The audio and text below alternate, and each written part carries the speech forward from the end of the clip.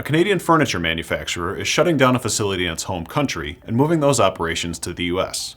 But the company and the workers affected by the move are at odds over whether tariffs are to blame. The union representing employees at the Pre-Pack Manufacturing Limited plant in Delta, British Columbia, announced the facility's impending closure last week and said that its production would shift to a facility in North Carolina instead. The national president of Unifor, Canada's largest private sector union, suggested in that announcement that Pre-Pack used uncertainty over trade in North America to make the move, amid the Trump administration's unpredictable tariff announcements. The company, the union noted, cited an altered economic environment in its decision. Pre-Pack officials, however, told a local publication that the environment in question long predated new concerns about tariffs. North Carolina, CEO Nick Bozikis told Business in Vancouver, is simply closer to its customer base in a persistently difficult market for furniture makers in North America.